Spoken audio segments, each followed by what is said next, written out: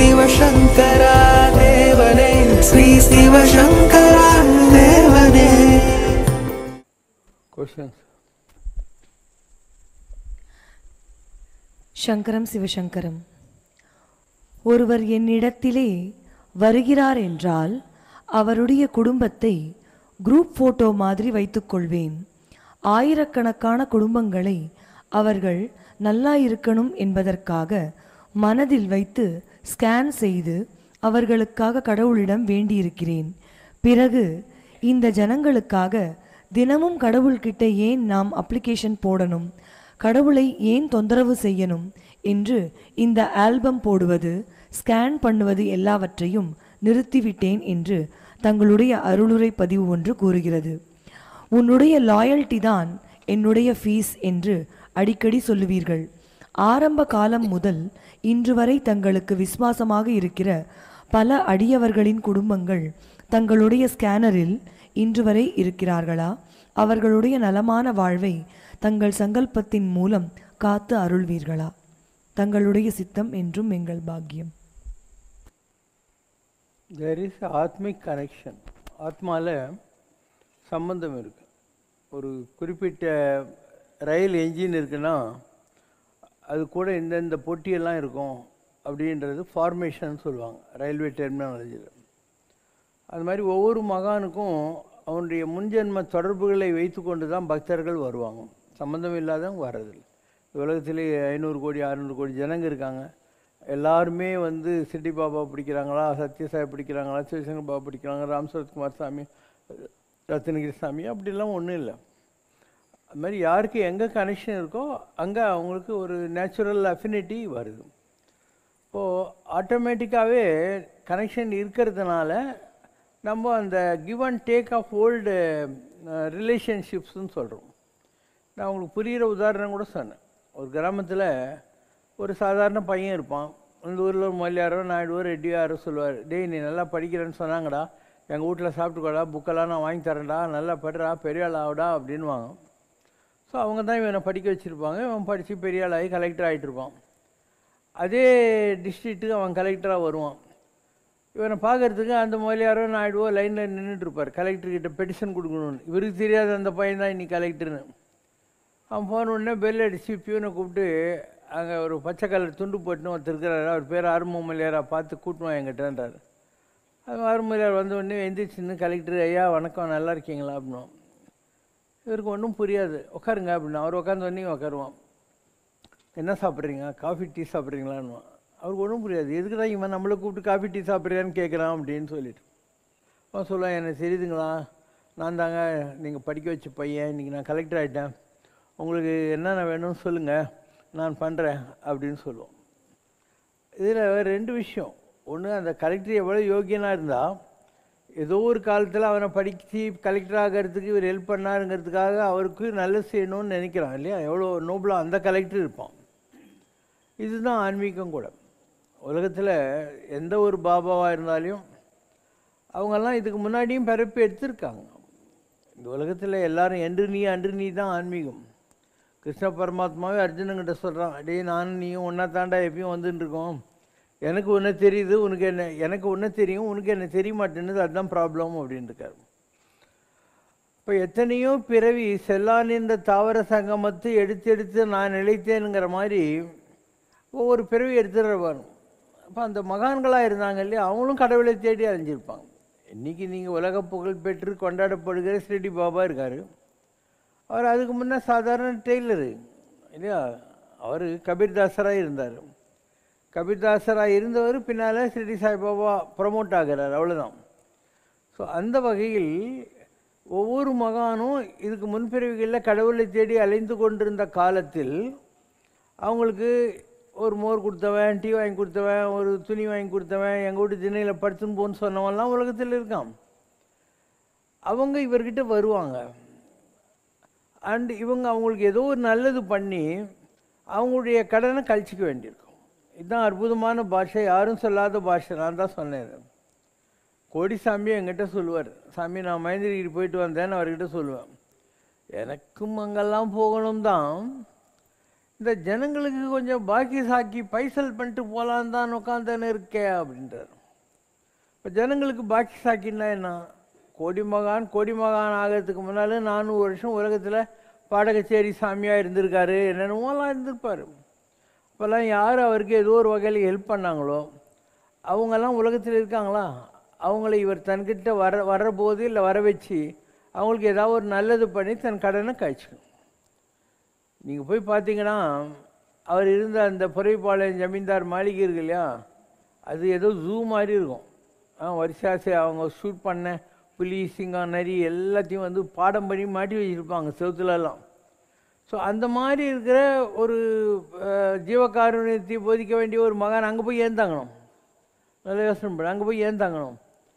அந்த ஆள் புரைப்பாளையம் ஜமீன்தார் இருக்கார் இல்லையா, அவர் இவர் ஆதரிச்சிருப்பார். ஏதோ ஒரு காலத்தில் கோடிசாமியை ஆதரிச்சிருப்பார். அதனால் முதல்ல கோடிசாமி நமக்கு தெரிஞ்சு இங்கே பொம்முடின்னுவாங்க, வேளார்பேட்டை பக்கத்தில் பொம்முடின்னுவாங்க. ஸோ அதுதான் பொன்முடி சாமின்னு எல்லோரும் சொல்லிட்டு இருந்தானுங்க. அதுக்கப்புறம் எங்கள் வக்கீல் ஏகாம்பரம் சொல்லிட்டு தண்டையார்பேட்டில் ஒரு மணிகூண்டுக்கு எதிரில், அந்த யூனியன் கார்பெட் ஃபேக்ட்ரிக்கு எதிரில் ஒரு வீட்டில் இருந்திருக்காரு. அந்த வக்கீல் ஏகாம்பரத்துக்கு உடம்பு சரியில்லை அப்படின்னு புரைப்பாளையத்துக்கு ஃபோன் வருது. இவர் என்ன பண்ணுறாரு? உப்புமா கிண்ட அப்படின்றார். ஸோ அவங்க உப்புமா கிண்டுறாங்க. கிண்டவுடனே தாத்தா நல்லா ஆகிட்டாருன்றார். ஏன் அந்த மாதிரி பண்ணுறாரு? வக்கீல் ஏகாம்பரம் வீட்டில் இருந்தபோது இவர் உப்புமா சாப்பிட்டுக்கிறார். கோடிசாமி அதை ஞாபகத்தில் வச்சுன்னு உப்புமா கிண்டுன்னு சொல்லி எனக்கு அவன் உப்புமா கொடுத்தான் ஒரு காலத்தில், அதனால் அவனை இப்போ காப்பாற்றணும்னு டீலர். அதே மாதிரி பெங்களூர்லேருந்து யாரோ ஒருத்தன் வரான். வந்தவுடனே தாத்தாவுக்கு போய் 4 சோடா வாங்கியான்றார். 4 சோடா வாங்கி கொடு. ஏன் சொல்கிறாரு? அவன் பெங்களூர்லேயும் இவருக்கு 4 சோடா வாங்கி கொடுத்துருக்கான். இவர் பாடிச்சக்கை சாமியாவோ ஏதோ இருந்தபோது வாங்கி கொடுத்துருக்கான்.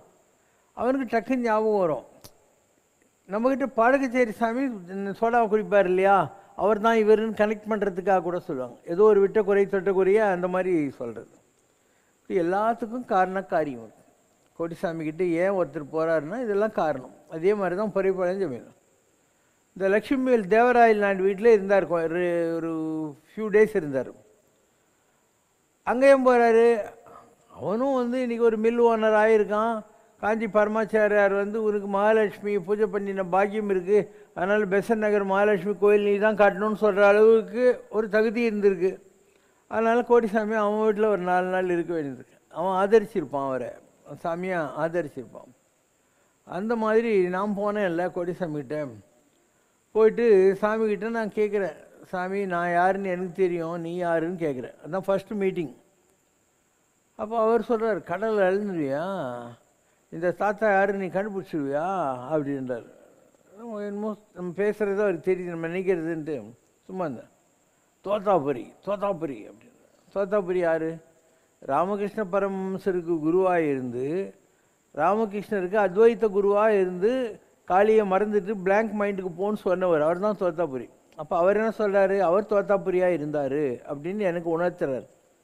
அப்போ நான் கேட்குறேன், அப்போ நான் யார் சாமி அப்படிங்கிறேன். தாத்தா ராமகிருஷ்ண நீ அப்போ ராமகிருஷ்ண பரமஹம்சனாக இருந்த, நான் உங்கள் குரு தோத்தாபுரியாக இருந்தேங்கிறார்.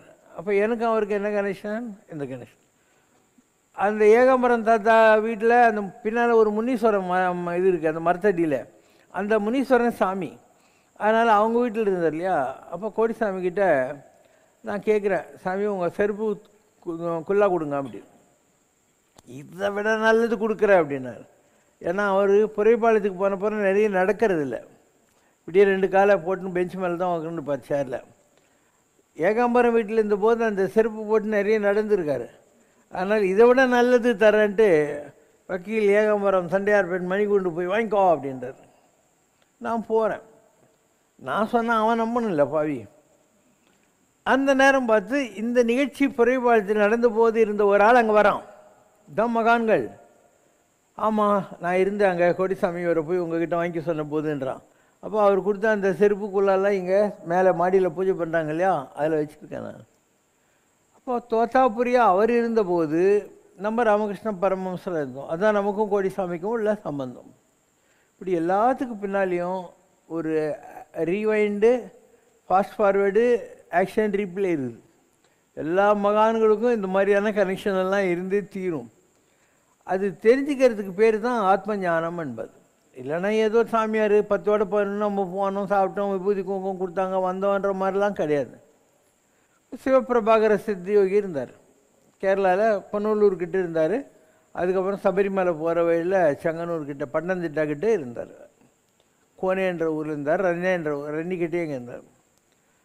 நான் அவரை பார்க்குறதுக்கு போகிறதுக்கு முன்னாடியே அவரை பார்த்துக்கிற ஒரு கேர்டேக்கர் அம்மா, மலையாளி அம்மா இருக்காங்க. அவங்க சொன்னாங்க, சாமி நீங்கள் வருவாங்கன்னு சொன்னாங்க, உங்களுக்கு சப்பாத்தி அவியல் பண்ணி கொடுக்க சொல்லியிருக்காங்க. சப்பாத்தின்னா என்ன, கோதுமை, அவியல்னா என்ன, எல்லாம் கலந்தது. அப்போ சிவசங்கர் பாபா என்பது ஒரு டிவைன் எனர்ஜி கிடையாது, நிறைய டிவைன் எனர்ஜியை சேர்த்த அவியல். அதனால் அவர் ரொம்ப அது எவ்வளோ அழகாக வாயே திறக்காமல் அந்த அம்மா மூலமாக கம்யூனிகேட் பண்ணுறாரு. நீ ஒரு ஆள் கிடையாது, அவியல் அப்படின்னு சொல்லி அவியல் சப்பாத்தி கொடுக்குறாரு. இது அவர்கிட்ட நடக்கிற விஷயம். ஏன் அந்த மாதிரி பண்ணுறாருன்னா, அவர் அந்த சிவபிரபாகர சித்தியாக இருந்தார் இல்லையா, அதுக்கு முன்னாடி அவருடைய பிறவி வந்து சபரிமலை ஐயப்பன் கூட புலிப்பாணியாக இருந்தார். அவர் புலிப்பாணி சித்தர்ன்றாங்க இல்லையா, அவர் இருந்தார். அண்டு நீங்கள்லாம் படிக்கிறீங்க இல்லையா, இந்த சரண கோஷெல்லாம் பண்ணுற போது அதில் வந்து புலிநாயக்க சுவாமின்னுவாங்க. அவர் பேர் என்ன, புலிநாயக்க சாமி, அது புலிப்பாணி. அவருடைய இடம்தான் அவர் இப்போ தங்கியிருந்த இடம். அந்த புலிப்பாணி சாமி இதுக்கு முன்னே இருந்த இடத்துல தான் அவர் தங்கியிருந்திருக்காரு. அதனால் அங்கே போக வேண்டியிருந்தது, அங்கே உக்காந்துருக்காரு. இப்போ சிவசங்கர் பாபா யார், ஐயப்ப சாமி. அப்போது புலிப்பாணி சாமியார் புலிநாயக்க சாமியும் ஐயப்ப சாமியும் ஃப்ரெண்டு. அதனால் நான் போகிறேன், எனக்கு அவருக்கு ஃப்ரெண்ட்ஷிப் இருக்குது. இதுக்கு முன்பிறவியில் படி, நான் சொல்கிறதெல்லாம் உனக்கு ஆச்சரியமாக இருக்குது. இதுக்கு பேர் தான் ஆத்ம ஞானம். இதெல்லாம் யாருமே சொல்ல மாட்டான், உனக்கு புக்கை படிச்சுட்டு வளரின்னு இருப்பான். One day, Swamiji told me that I needed to build an ashrama for him. I told him, Swamiji, you know I am a poor school teacher and I don't have enough funds to build an ashrama. At that time, I was getting only 400 rupees as salary and it was difficult for me to even run the household in that amount. At that time, I was living in my ancestral home that was below the Puliparan Mala.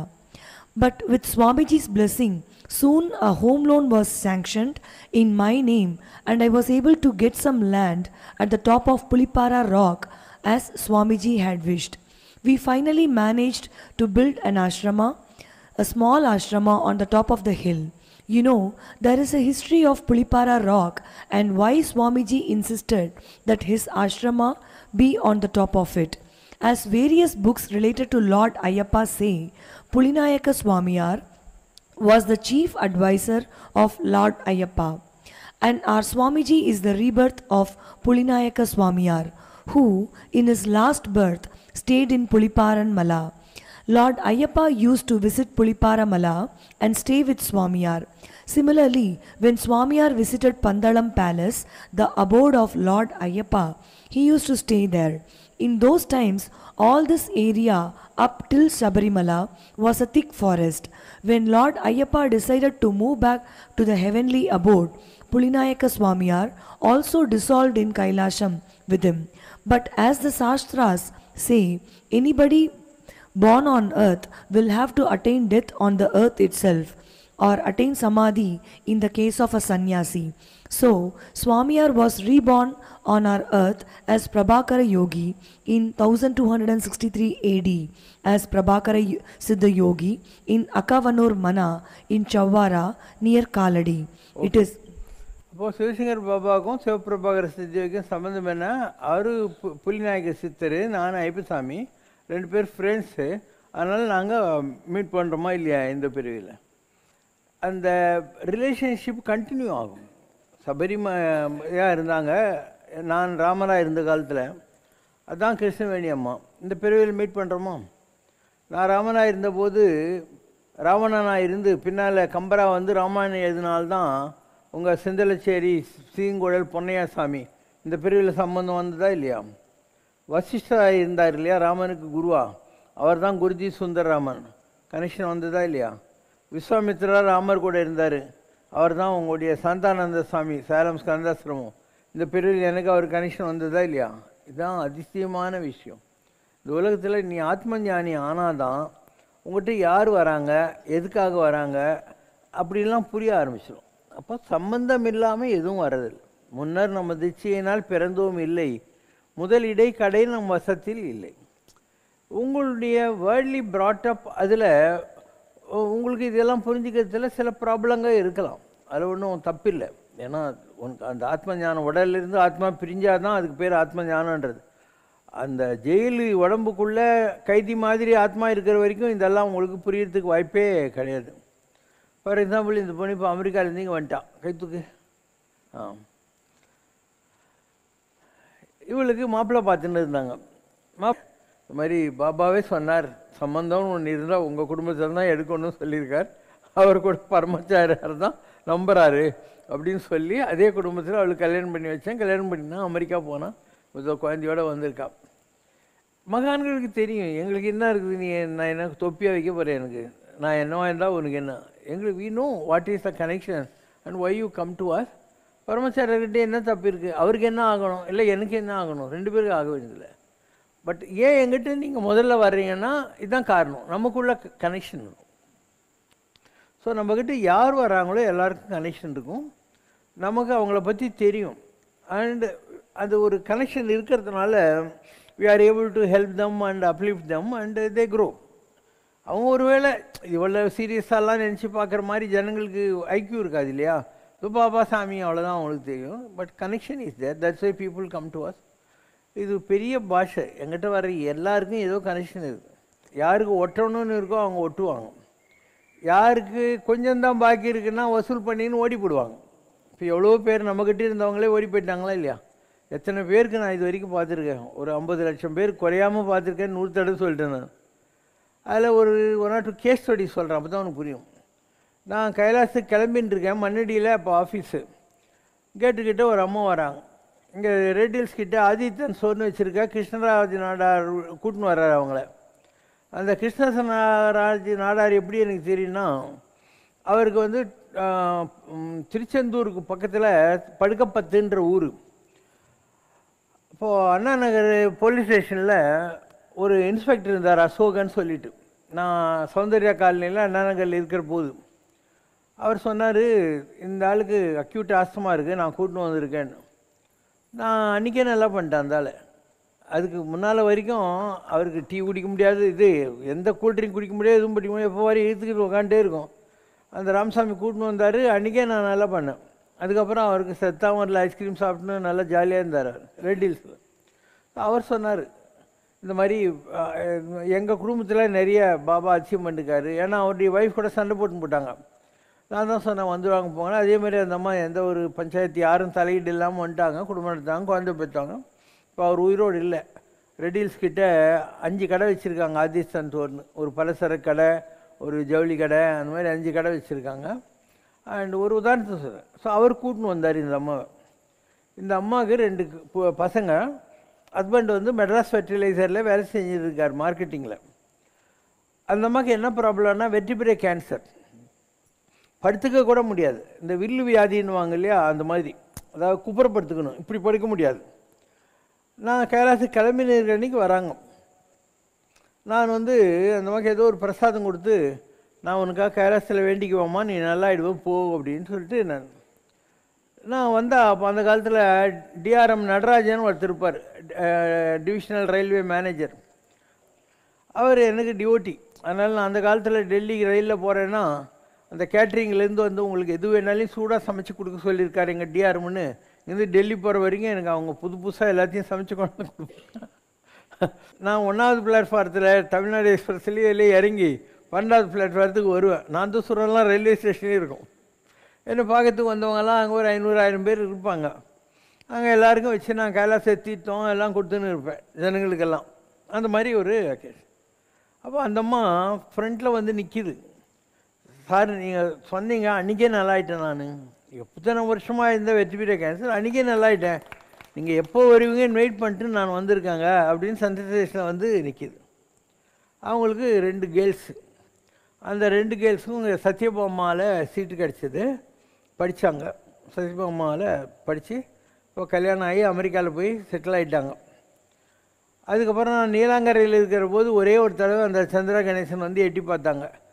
எனக்கு திருப்பியும் கொஞ்சம் pain இருக்கிற மாதிரி இருக்குது, அதுதான் உங்களை பார்க்கலான்னு சொல்லிவிட்டு நான் ஏதோ ஒரு சின்ன இது கொடுத்து இதை வச்சு பூஜை பண்ணுங்கள், என்கிட்ட வராமையே நல்லா தான் இருப்பாங்கன்னு சொல்லிட்டேன். இது உதாரணம். இவ்வளோ பண்ணியிருக்கோம். எப்பயாவது வந்து பார்க்குறாங்கன்னே வரமாட்டாங்க. இதெல்லாம் உதாரணம். அப்போ ஏன் நம்மக்கிட்ட வராங்க, நம்ம ஏன் செய்கிறோம்னா செஞ்சே ஆகணும். விட்டக்குறை தொட்டக்குறை இருக்குது, நீ வந்து அவாய்ட் பண்ண முடியாது. பழைய பாக்கி ஏதோ இருக்கும். ஒரு குறிப்பிட்ட காலம் வரைக்கும் அந்த அம்மா டெய்லி வீட்டில் சமைச்சு கொண்டு வருவாங்க. அந்த அம்மாவுக்கு சமரஷ்ணாவின் சபரின்னு பேர் வச்சுருந்தாங்க. டெய்லி அங்கே கொண்டு வருவாங்க, எல்லோரும் உட்காந்து சாப்பிட்டு இருப்போம். நம்ம எல்லோரும் கொண்டு வருவாங்க, அதில் அந்த அம்மாவும் வரும். இப்படி ஒரு எக்ஸாம்பிள் மாதிரி 1000 எக்ஸாம்பிள் என்னால் சொல்ல முடியும். ஏன் ஜனங்க வராங்க, அது எப்படி நம்ம நல்லது பண்ணுறதுக்கு வாய்ப்புகள் கிடைக்கிது, அதுக்கப்புறம் அவங்களுக்கு அதெல்லாம் மண்டையில் வர்றதில்லை, ஏன் போயிடுறாங்க அப்படின்னா அவ்வளோதான் பாக்கி. எவ்வளோ பாக்கி இருக்கோ அது வட்டியோடு நம்ம திருப்பி கொடுத்துருவோம். அதுக்கப்புறம் ஒட்டாது. இதுதான் உண்மை. அப்போ எங்கிட்ட நீ இன்னும் தாக்கு பிடிச்சின்னு இருக்கேன்னா நமக்கு ஏதோ இன்னும் கொஞ்சம் பாக்கி இருக்குதுன்னு அர்த்தம். பாக்கி தீர்ந்தவெல்லாம் போயிட்டான், ஏதோ ஒரு வகையில் போயிட்டான். அண்டு நமக்கு ஏதோ ஒரு பிறவியில் அவங்க செஞ்ச ஒரு நல்லதுக்காக இந்த பிறவியில் அவங்களுக்கு நல்ல வாழ்க்கை கூட கிடச்சிருக்கும். நீ படிச்சிருந்தாலையும் படிக்கலைன்னாலையும், நீ எந்த மாதிரி ஒரு ஃபினான்ஷியல் பேக்ரவுண்ட் உள்ள ஃபேமிலியில் வந்திருந்தாலையும் உனக்கு ஒரு வாய்ப்புகள் எல்லாம் கடவுள் கொடுத்துருப்பார். ஏன்னா விட்டக்குறை தோட்டக்குறை இருக்கு இல்லையா, அதனால் கிடைக்கும். அது அவங்களுக்கு புரியாது. அவங்க ஏதோ நம்ம சாதிக்கிற வாழ்க்கையிலையும் தப்பாக நினச்சிட்டு இருப்பாங்க. அப்படிலாம் ஒன்றும் கிடையாது. இதெல்லாம் வந்து மகான்களுடைய அருளால் நடக்கிற விஷயங்கள் தான். அண்டு எல்லா மகான்கள்கிட்டையும் கனெக்ஷன். இப்போ நான் எல்லா சாமியார்கிட்டையும் ஏன் போகிறேன்னா கனெக்ஷன் இருக்கும். இப்போ காஞ்சி பெரியவரை நான் சித்தூரில் வெங்கடேஸ்வர ஸ்கூலில் தான் முதல் தடவை பார்த்தேன். அதுக்கு முன்னே கர்னூரில் ஒரு பருத்தி மில்லில் இருந்தார். அன்றைக்கி 6 மணி ஆயிடுச்சுன்ட்டு அவர் தூரத்துலேருந்து கும்பிட்டுட்டு மந்திராலயம் போயிட்டு ஆகோபிலம் மகாநந்தி எல்லாம் போயிட்டு வந்துட்டேன் நான். அதுக்கப்புறம் பிப்ரவரி மாதம் 4ஆம் தேதி 1984 நான் ஜெயின் காலேஜில் ஈவினிங் காலேஜில் வாத்தியார் இருந்தேன். அவங்களாம் நாங்கள் போகிறோம் வரீங்களான்னாங்க. அப்போ தான் போனேன். அப்போ நானும் அவர் தான், மற்றவங்களாம் வெளியே நிற்கிறாங்க. பரமச்சாரிக்கிட்ட போய் அவருக்கு மேனால் குட்டியாக தானே இவ்வளோ தானே ஹைட்டில் உட்காந்து போகிறார். அவர்கிட்ட பண்ணி இப்படி கை வச்சுன்னு இருக்கேன். உனக்கு என்ன வேணும் அப்படின்னாரு. நான் சொன்னேன், நான் என்றைக்கும் உங்களை மறக்காமல் இருக்கணும்னு. இன்னொரு தடவை சொல்லு, நீ ஒரு சாமியார் உனக்கு கிடைச்சா இந்தமாரி விட்டுருவியா? நான் என்றைக்கும் உங்களை மறக்காமல் 3 தடவை சொல்லி இப்படின்னாரு. அதுக்கப்புறம் இன்னும் என்ன வேணும் அப்படின்னாரு. நான் அண்ணா நகரில் ஒரு ஐயப்பசாமி கோயில் கட்டிருக்கேன், அந்த கோயிலுக்கு வர ஜனங்க என்னெல்லாம் வேண்டாங்களோ எல்லாம் நடக்கணும் அப்படின்னு. இன்னொரு 3 தடவை. அந்த ஐயப்பசாமி தான் இன்றைக்கி பூர்ண பிரம்மமும் விஸ்வரூபம் எடுத்திருக்காரு. அண்ணா நகரில் நான் கட்டின கோயில் இருந்த ஐயப்ப குட்டிசாமியில் அவர் குளோல்டு ஆகிட்டு இங்கே கர்டனுக்கும் இதுக்கும் நடுவில் உட்காந்துக்கிறார். ஆஞ்சநேயர் கர்டனுக்கு நடுவில் உட்காந்துருக்கார். இது 2 தான் நான் அவர்கிட்ட கேட்டேன். என்றைக்கும் மறக்காமல் இருக்கணும், கோயிலில் வந்து கும்பிட்றவங்களுக்கு நல்லது நடக்கணும், அவ்வளோதான் நம்ம கேட்டோம். எல்லாம் பரித்தம் வாய்ந்து தான் இருக்குது. நான் எங்கே போனாலையும் அவரை பார்த்துட்டு தான் இருக்கேன். நான் காசிக்கு போனால் வராரு. காசியில் இவங்கெல்லாம் போய் டெய்லி 4 மணிக்கு கங்கையில் குளிக்கிறாங்க. நான் தங்கியிருக்கிற ஹோட்டல் ரூமுக்கு ஈரத்துணியோடு வந்து ஆசீர்வாதம் பண்ணுறாரு. நான் மகேந்திரகிரி காட்டுக்கு போனால் அங்கே வந்து ஆசீர்வாதம் பண்ணுறாரு. இந்த இடம் சுத்தம் இல்லைடா, கொஞ்சம் ஒசக்க வாவனுக்கு பிரசாந்தம் தரணும் அம்பாள் சொல்லியிருக்காங்கிறாரு. இப்படி எல்லா விதமான அனுபவங்களும் வர ஆரம்பிக்கும். இப்போ எனக்கு ஒவ்வொரு மகான்கிட்டையும் நமக்கு கனெக்ஷன் இருக்கும். சிவபிரபாகர சித்தி புலிநாயக சாமின்னு ஐயப்பன், அதனால் அவர்கிட்ட போகிறேன். காஞ்சி பரமாச்சாரியர்கிட்ட ஏன் போகிறேன்னா ஆதிசங்கரனாக இருந்தேன். நான் இல்லைன்னாக்கா காஞ்சி மடம் இல்லை, திருவாரூர் மடம், பூரி ஜெகநாத், சிருங்கேரி எதுவுமே கிடையாது. எல்லாம் நான் தான் அந்த காலத்தில் பண்ணேன். தேசம் தனக்காய் திருமடங்களை ஆக்கியோன் ஆதிசங்கரன் நீ என அறி, அந்நாளில் காலையில் தான் உதித்தாய், பெறுவார் பிள்ளை ஆளுக்கு ஒரு பெயர் சூட்டுவார், ஆனால் கடை நாள் வரை நிலைக்கும் ஒரு பெயர், அது நாரணன் கருதனை கருவறை தன்னை இட்ட பெயர் என உணர்க அப்படின்னு சூத்திரம் ஆதிசங்கரன். அதனால் பரமாச்சாரியார் இல்லை எந்த மடாதிபதியாக இருந்தாலையும் அவங்கெல்லாம் நான் உற்பத்தி பண்ண மடத்தில் இன்றைக்கி உட்காந்துக்கிறவங்க தான். ஸோ அந்த கனெக்ஷன் அப்படி வருது. பழனியில் போகர் இருந்தார். நான் அவர்கிட்ட பழனி தண்டவாயினி சிலையை பண்ணுற காலத்தில் கூட இருந்தேன். அதில் இந்த பிரிவில் 1968 அவருக்கும் எனக்கும் இன்றைக்கி வரைக்கும் அந்த கனெக்ஷன் ஓடிக்கிட்டே இருக்குது. கிருஷ்ணவேணியம்மா சபரின்னு சொன்னேன்.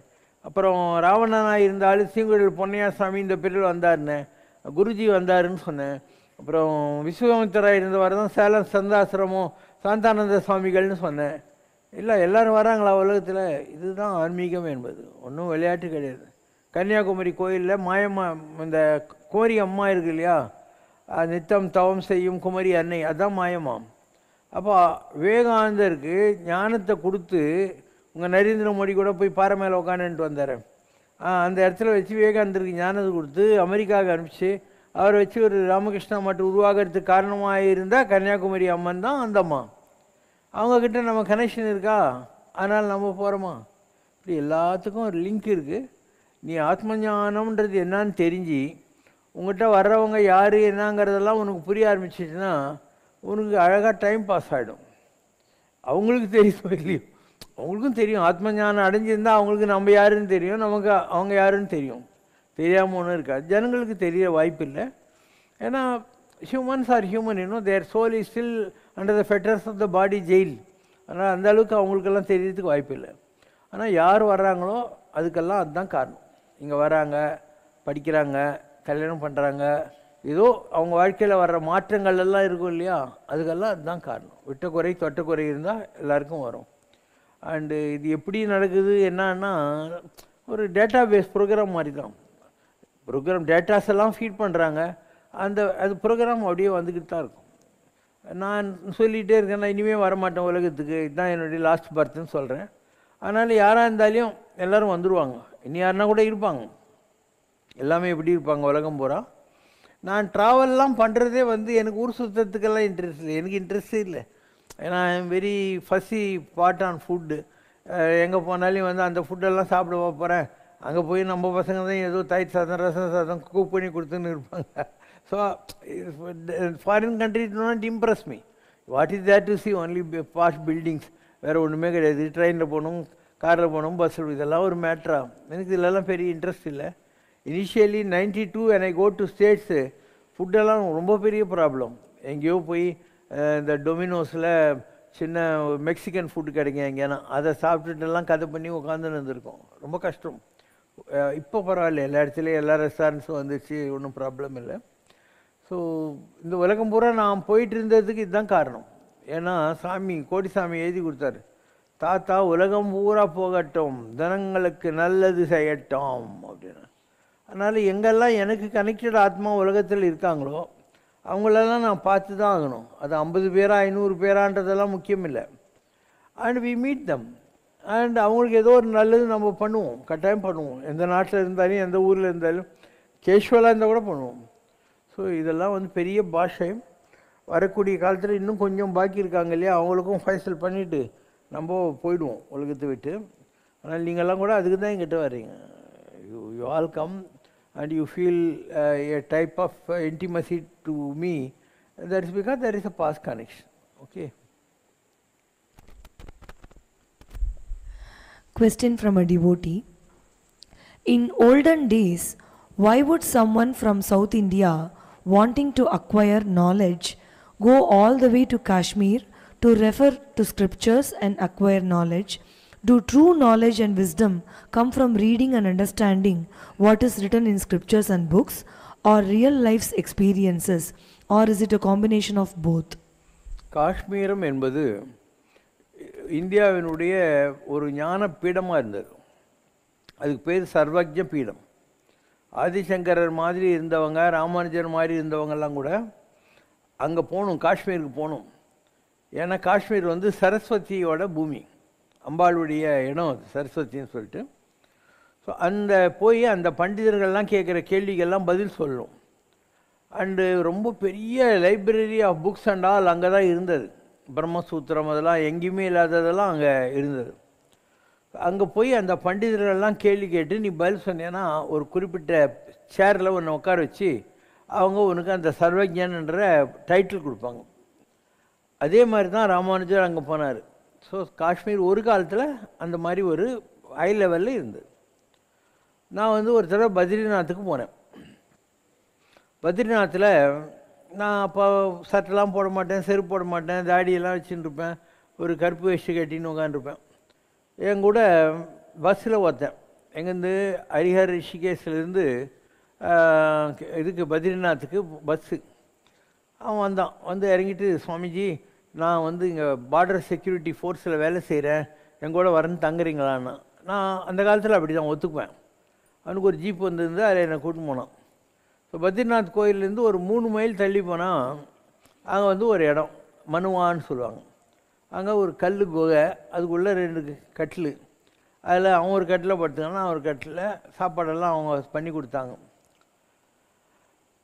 நான் படுத்துன்னு இருக்கிற போது பேசினே இருக்கோம்ல, அப்போ அவன் சொல்கிறான், பாபா நான் வந்து காஷ்மீரி பண்டிட்டு, என் பேர் பட்டு, நான் வந்து 30 வருஷமாக சரஸ்வதி உபாசனை பண்ணுறேன், எனக்கு கொஞ்சம் கூட இது வரைக்கும் அனுபவங்கள் வரவே இல்லை அப்படின்னு சொல்லின்னு இருக்கான்.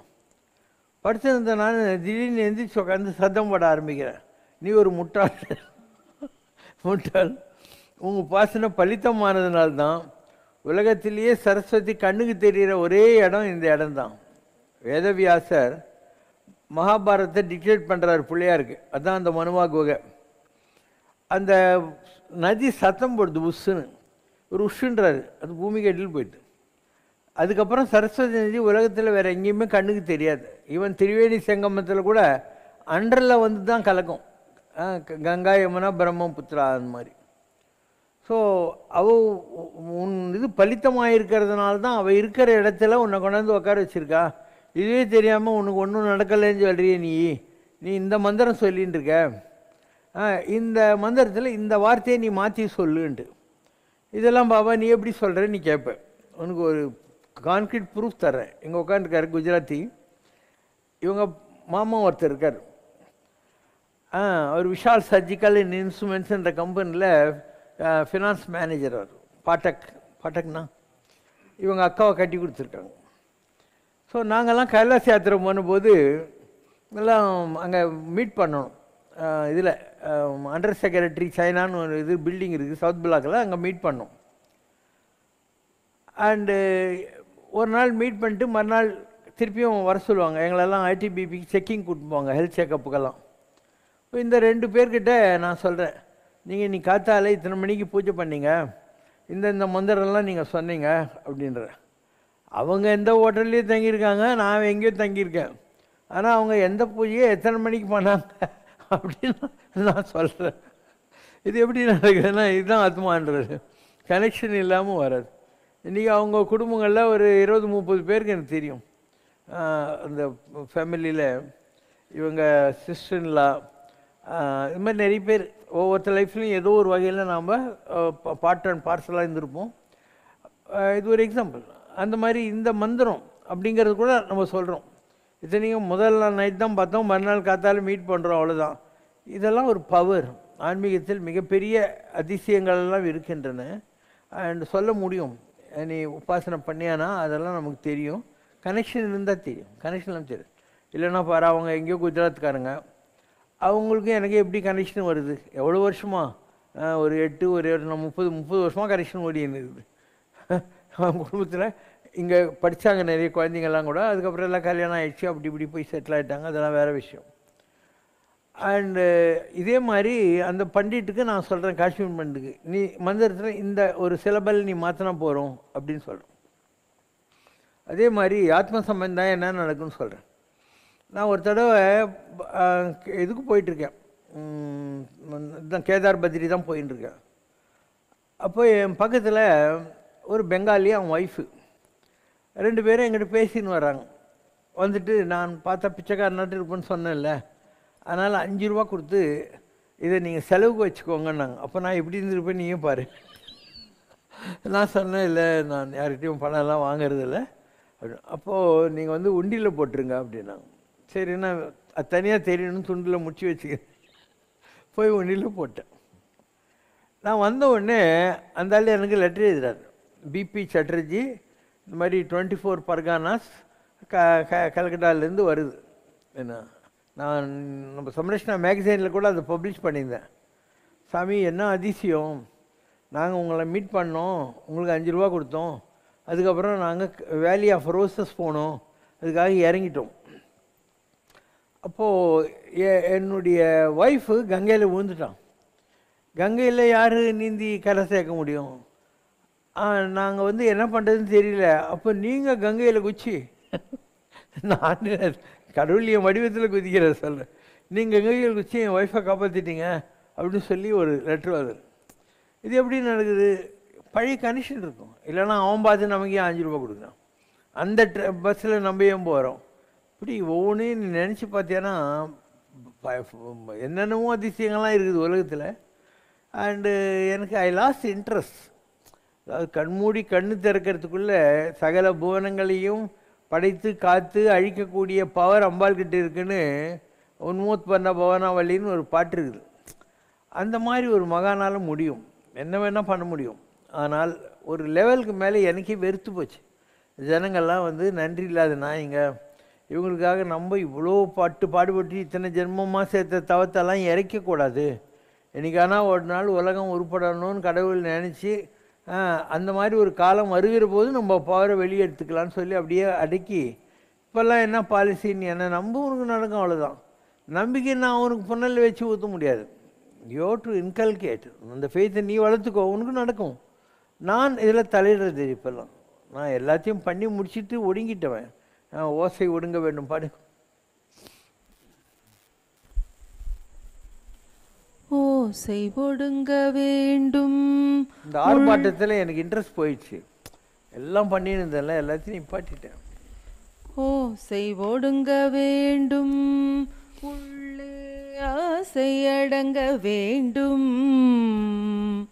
மூச்சு முடங்க வேண்டும், மூச்சு முடங்க வேண்டும், ஜீவன் முக்தி அருள வேண்டும், பேச்சை குறைக்க வேண்டும், உலக பேச்சை குறைக்க வேண்டும், உன் புகழ் பேசி கழிக்க வேண்டும், பாசமறுக்க வேண்டும், பந்த பாசமறுக்க வேண்டும், உன்மேல் அன்பு பெருக வேண்டும், காட்சி கரைய வேண்டும், மாய காட்சி கரைய வேண்டும், தெய்வ காட்சி தெரிய வேண்டும், மாட்சி நிறைய வேண்டும், நீ என்னை ஆட்சி புரிய வேண்டும், மாசு மறைய வேண்டும், மனதில் மாசு மறைய வேண்டும், முந்தன் மகிமை அறிய வேண்டும். சீனிவாசன் ஒருத்தர். ஸ்ரீனிவாசன், அசோக் நகர். சிவசங்கரனே வெங்கடாச்சலபதி, எனக்கு லேட் மேரேஜ் ஆனதால் எங்கள் இருவர் வயது 45க்கு மேல் கருதி இனி சந்ததி பாக்கியம் கிடையாது என டாக்டர்கள் சொல்லிவிட்டனர். சிவசங்கர் பாபாவிடம் என் மனைவி மிக்க நம்பிக்கை உடையவள். அவரிடம் பிரார்த்தித்தாள். அவர் எங்களை ஒரு முறை 48 நாள் தம்பதிகள் இருவரும் குருவாயூர் சென்று தங்கி நிதமும் ஓர் தடவை குருவாயூரப்பனை தரிசியுங்கள், கட்டாயம் சந்ததி உண்டு என ஆசி வழங்கினார். எல்லோரும் ஏளனம் செய்தனர். நாங்கள் பாபாவை நம்பி அவர் சொன்னபடியே செய்தோம். என் மனைவி கர்ப்பவதியானாள். ஆனாலும் டாக்டர்கள் கர்ப்பப்பை கோளாறு உள்ளதால் குறை பிரசவம்தான் ஆகும் என்றார்கள். பாபாவை மறுபடியும் அணுகினோம். பாபா நான் பார்த்து கொள்கிறேன் என்றார். 2 மாதம் முன் என் மனைவி பெண் குழந்தையை பெற்றெடுத்து தாயும் சேயும் நலமாக உள்ளனர்.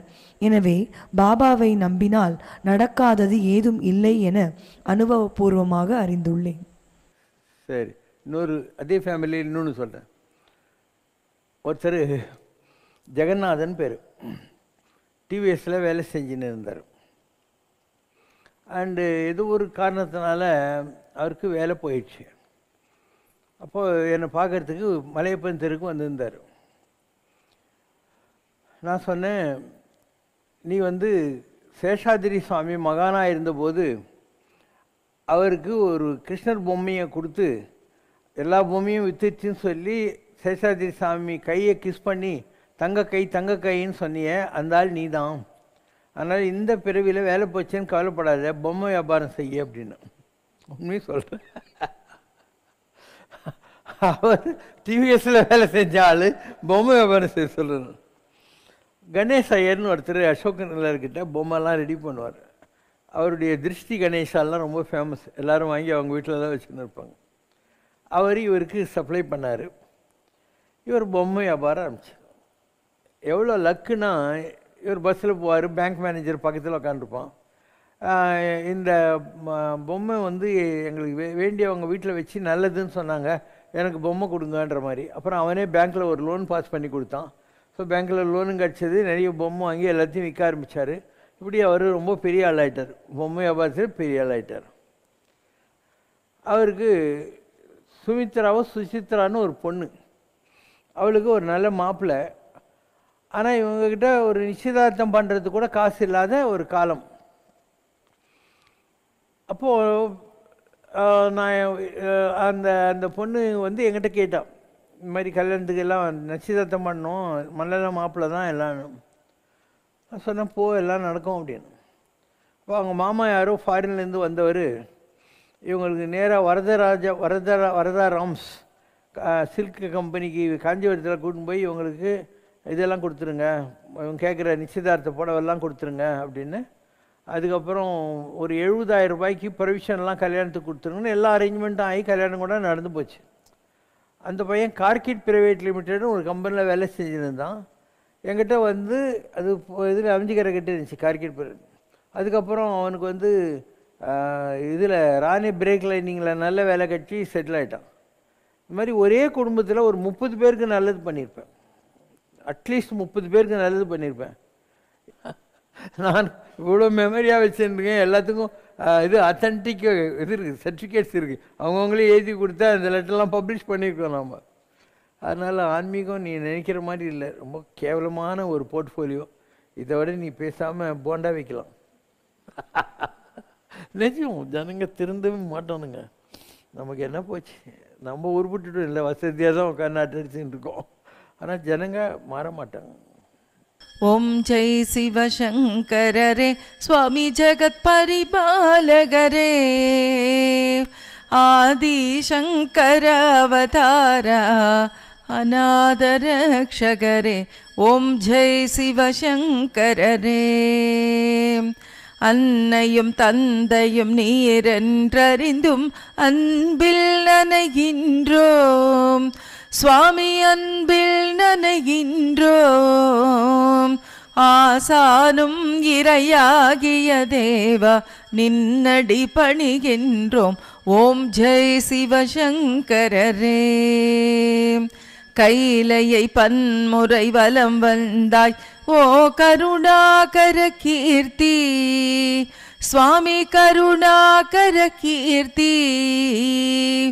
மயிலையில் நின்று வரம் தருகின்றாய் மங்களகரமூர்த்தி. ஓம் ஜெய் சிவசங்கரரே. ஆனந்த சாகரம் தனிலைமையாழ்த்தும் அற்புத அருள் ஜோதி சுவாமி, அற்புத அருள் ஜோதி. ஆரத்தி செய்து பாடி மகிழ்ந்தோம் அருள்வாய் பரஞ்சோதி. ஓம் ஜெய் சிவசங்கரரே. நாராயண நாராயண ஓம் சத்யநாராயண நாராயண நாராயண ஓம் நாராயண நாராயண ஓம் சத்யநாராயண நாராயண ஓம் சத்யநாராயண நாராயண ஓம். ஓம் ஜெய் சிவசங்கரரே. குறை ஒன்றுமில்லை மறைமூர்த்தி கண்ணா, குறை ஒன்றும் இல்லை கண்ணா, குறை ஒன்றுமில்லை கோவிந்தா.